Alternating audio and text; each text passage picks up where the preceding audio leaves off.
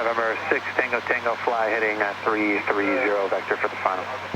330 vector for the final, 6 Tango Tango. Good. So you'll move it to 330. Good. And now? Heading.